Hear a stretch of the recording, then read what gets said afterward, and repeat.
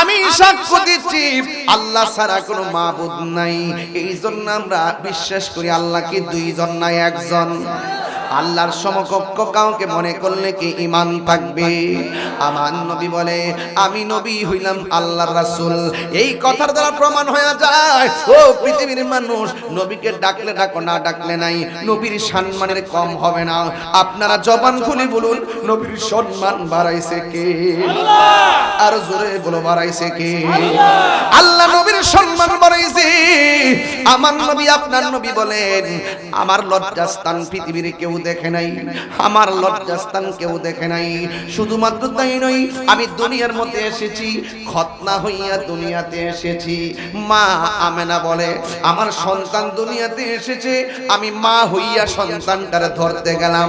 চারটা জান্নাতি মহিলা আমার ডাক দিয়া কই হে আমেনা এই মুহূর্তে আমার নবীরে ধরা যাবে না। আমার নবীরে আসমানের দিকে উড়াইয়া নিয়ে গেল, জান্নাতি জামা পরাইয়া আমার নবীরে নামায়া দিলেন দুলনার ভিতরে। আব্দুল্লাহ ইবনে আব্বাস রাদিয়াল্লাহু তাআলা আনহু বলেন আমি দেখলাম বিনা বাতাসে দুলনাটা একবার উত্তরে যায় আর একবার দক্ষিণে যায়। নবীকে জিজ্ঞাসা করি ইয়া রাসূলুল্লাহ আপনি যখন ছোটবেলা ছিলেন বিনা বাতাসে দেখলাম দুলনাটা লড়ছে কেন? আমার নবী বলে বিনা বাতাসে দুলনা কে লড়াইছে জানোনি? কয় কেডা? কয় হযরতে জিবরাইল। এবার নবীর চাচা ডাক দিয়া কয় আমি দেখলাম আপনার দুলনা যদি উত্তরে যায় আকাশের চাঁদ উত্তরে যায়, আপনার দুলনা যদি দক্ষিণে যায় আসমানের চাঁদ দক্ষিণে যায়। আমার নবী বলেন ও চাচা এই দুলনার সঙ্গে চাঁদকে আমার আল্লাহ দর্শক বানাইছে আর জিবরাইলকে আমার সঙ্গে খেলাইছে। এই জন্য নবীর সম্মান কারো সঙ্গে তুলনা হয় না রে। এই জন্য আমার নবী বলছে আল্লাহ ছাড়া কোনো মাবুদ নাই।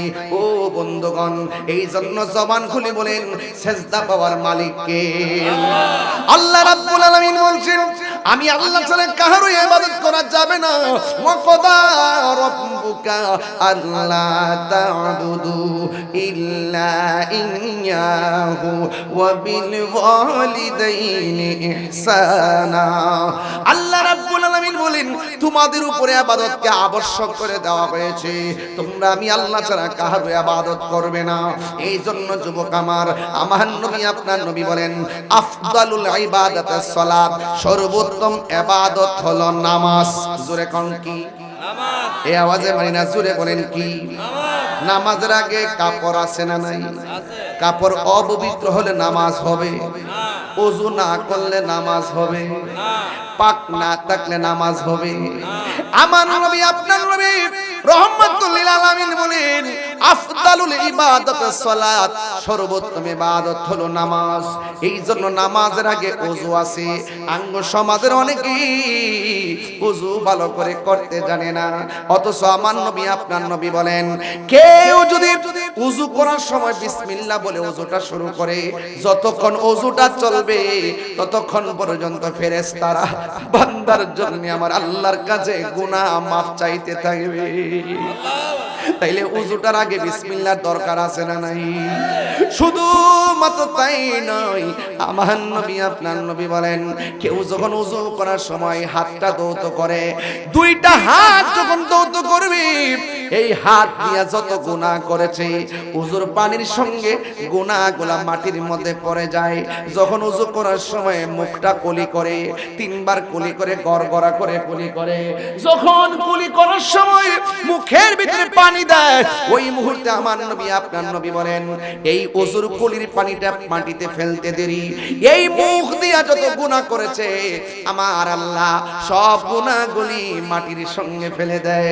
যখন বান্দা মুখমণ্ডল দৌত করে চোখের গুনাহগুলা পানির সঙ্গে মাটিতে ফেলে দেয়, যখন শরীরটা মাথা মাসে কইরা পাগুলা দৌত করে তখন ওই জীবনের গুনাহগুলা শেষ ফুটার সঙ্গে জড়ে যায়। বন্ধু আগামীকাল আখির চাহার সম্ভব কথা কোন সফর মাসের শেষ বুধবার, বুঝতে পারছেন কি বলছি? এই দিন আমার নবী গোসল করেছেন, নবী আরোগ্য লাভ করেছেন। জোরে বলেন না সুবহানাল্লাহ। যাইতেছি একটু বোঝার জন্য বলতেছি। আমার নবী, আপনার নবী বলেন, ওযু শেষ করার পর কেউ যখন আসমানের দিকে তাকাইয়া একবার কালিমা শাহাদা পড়বে, আমার আল্লাহ রাব্বুল আলামিন তার জন্য 8টা জান্নাতের দরজা খুলে দিবে। এই নামাজ আমরা চাই কি চাই না? নামাজ পড়ো রে হুজুরি কলবে, নামাজ পড়ো, নামাজ পড়ো রে হুজুরি কলবে, নামাজ পড়ো। যেই নামাজে নবী নাই রে, সেই নামাজ কেউ পড়ো না রে।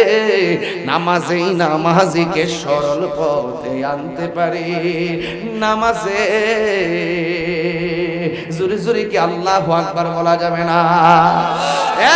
বন্ধু, আমি বুঝাইতেছি, নামাজ পড়ো রে হুজুরি কলবে, নামাজ পড়ো। দাঁড়াই থাকবা মুসল্লাই, এমন ভাবে নামাজ পড়বা যেন তুমি আল্লাহরে দেখতেছো। আল্লাহরে যদি তুমি না দেখতে পারো, এই বিশ্বাসটা করবা স্বয়ং আল্লাহ তোমারে দেখতেছে। আজকে আমার সমাজের ভিতরে দেখবেন প্রথম কাতারে মুসল্লি, খবর নিয়ে দেখলাম সুদখোর নাম্বার 1। জোরে কোন ঠিক কিনা? একদম প্রথম কাতারে, প্রথম কাতারে। মসজিদের আবার সভাপতি,